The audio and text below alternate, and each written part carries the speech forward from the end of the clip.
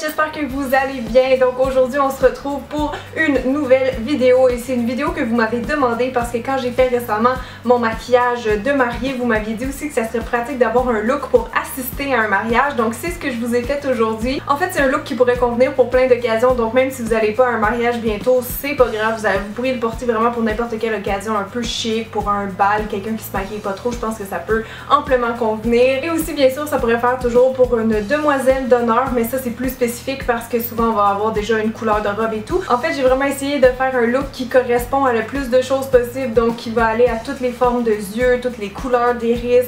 C'est un maquillage autant de jour que de soirée. En fait il va être beau dans les deux lumières si on veut, donc si la cérémonie commence à 2h et que vous veillez jusqu'à minuit, ben c'est un look vraiment passe-partout. Personnellement dans ma vie je suis juste allée à un mariage, donc j'avoue que quand vous m'avez demandé un look pour assister à un mariage, je me sentais pas trop experte. Puis je vous ai posé la question sur Twitter d'ailleurs, il y a une fille qui m'a répondu exactement la bonne chose. Il faut que je vous lise son tweet, c'était hilarant, c'est Margot Brenon. En fait selon elle, le look idéal ça serait d'être assez cute pour se faire remarquer par le frère du marié, mais pas trop belle pour pas voler la vedette à la mariée. J'ai tellement ri quand j'ai lu ça, j'étais genre ok c'est parfait, ça résume très bien ce que doit être un look d'invité au mariage. Excusez, il y a genre mon chat qui essaie d'aller dans la fenêtre. Jack, non? Donc voilà, si vous allez à un mariage prochainement ou vous avez une autre occasion spéciale, j'espère que vous allez tester le look. Si oui, n'hésitez pas à m'envoyer des photos, soit via Facebook, Twitter, Instagram. Malheureusement, on peut pas en poster sous la vidéo, mais sinon, je vais aller liker toutes les photos que vous allez me taguer dessus, c'est certain. Qu'est-ce que je voulais dire d'autre? J'ai oublié!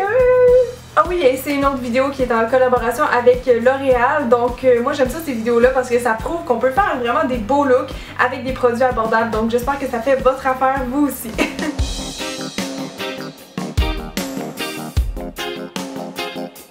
On commence par appliquer une base sur les paupières pour que le maquillage tienne bien toute la journée et même toute la soirée. Ici c'est la Color Rich de L'Oréal. Ensuite, je vais prendre la palette Nude 2 et je choisis la petite teinte mauve comme ça que j'applique avec un pinceau plat partout sur ma paupière mobile.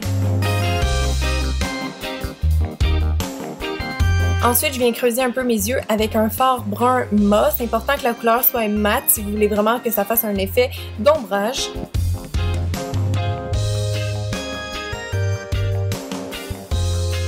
Pour rendre le look un peu plus lumineux, je vais utiliser un fard à paupières qui est plus pâle que la couleur de ma peau, qui est en l'occurrence un petit rosé.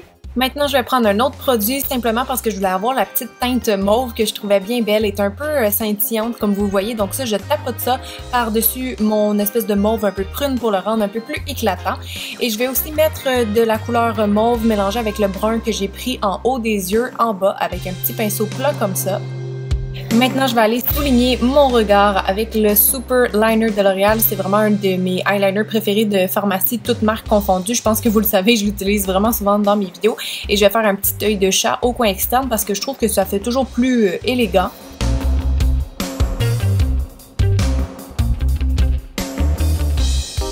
Puis là, je vais utiliser un autre eyeliner, mais cette fois-ci qui est comme un peu un crayon feutre. Là, je sais qu'il est gros puis qu'il fait peur, mais je vais m'en servir sous les yeux. Je fais juste des petits points entre chaque cil. Ça va vraiment faire une illusion que les cils sont plus remplis. Et avec le mascara par-dessus, honnêtement, ça se voit pas, mais je trouve que ça aide à faire des plus grands yeux.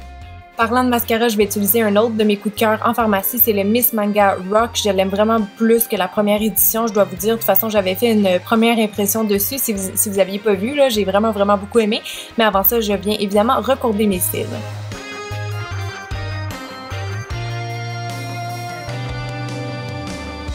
Ça manque de sourcils, ce look-là. Ce que je vais faire, je vais utiliser un crayon à sourcils qui est quand même assez foncé, de la couleur de mes cheveux. Et là, je fais une technique spéciale pour aller mieux définir mes sourcils. Je les brosse d'abord par en bas et je trace, je remplis.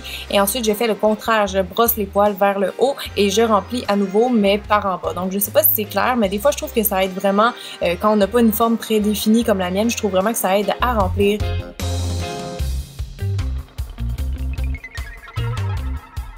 Ensuite, je remplis partout et je termine en brossant.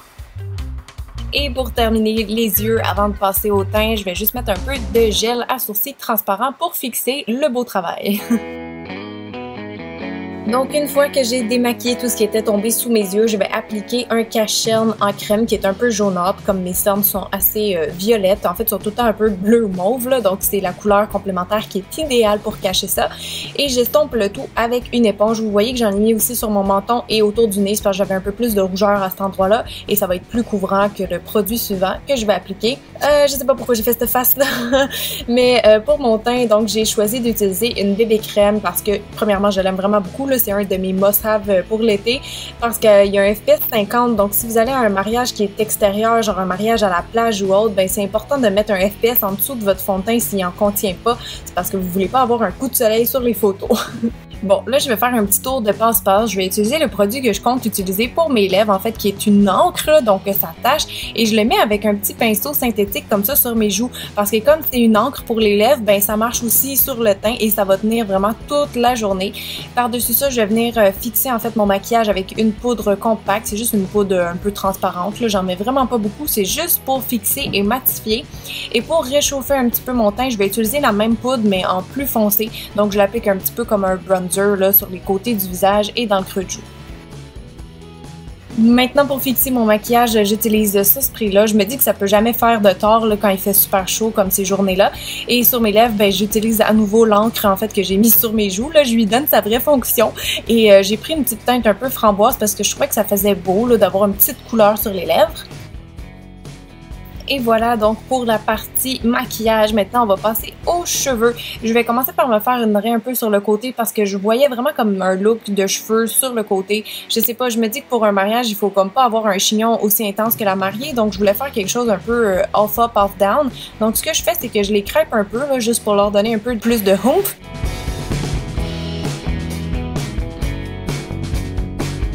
Et ensuite, je vais venir les friser avec mon super fer automatique.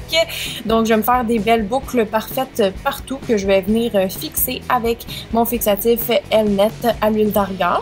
Ça va les nourrir un peu plus et les faire briller plus que la formule originale, je vous dirais. Y a-tu juste moi qui ai cette face-là quand je me mets du fixatif? Oh yeah! Donc, je continue à les friser jusqu'à la dernière mèche. Et ensuite, je vais ramener tous mes cheveux en avant parce que je les avais fait en deux sections. Là, des fois, quand je suis pas paresseuse, je le fais. Et pour puncher un petit peu la coiffure, parce que je trouvais ça un peu plate juste avoir les cheveux frisés, je vais juste venir faire une petite twist sur le côté de mon visage. Donc, vous prenez deux sections, ça va être plus facile qu'une tresse. Et on va faire un peu comme une tresse française, c'est-à-dire qu'à chaque fois que j'emmène une section de cheveux à l'avant, ben j'ajoute un peu de cheveux qui sont à l'avant de mon visage. Donc, vous avez juste à twister, vous échangez les deux brins et à chaque fois qu'il y en a un qui est en avant, vous lui ajoutez un petit paquet de cheveux. Et vous continuez comme ça. Vous pouvez faire vraiment toute la tête si vous voulez, mais moi, je me suis arrêtée derrière mon oreille. Je trouve que ça fait un look un peu rétro, puis ça dégage le visage, donc ça fait toujours un plus beau profil, j'ai l'impression. Donc voilà, c'est pas plus compliqué que ça. Vous pouvez juste ajuster un petit peu, grossir les sections au besoin et fixer avec des bobby pins. Alors je sais pas qu'est-ce que vous en pensez, mais moi j'adore personnellement. Je vous dirais même hashtag cheveux de princesse. Voilà, le look est complété, j'ai fait mon maquillage, mes cheveux et je suis plutôt satisfaite du résultat. Donc vous me direz qu'est-ce que vous en pensez dans les commentaires. Faites un thumbs up sur la vidéo. Sinon on va se revoir samedi prochain pour mes favoris du mois de juillet que j'ai très hâte de faire parce qu'il me semble que ça fait genre 3 mois que j'ai pas fait de vidéo favoris. Je sais pas si ça fait 3 mois mais en tout cas ça fait vraiment longtemps. Donc j'espère que vous allez être là et merci beaucoup pour les 360 000 abonnés. Yeah! Je vous aime super fort mes petites dulidettes. Prenez soin de vous puis on se revoit vraiment vite. Vraiment vite, oui. Bye bye!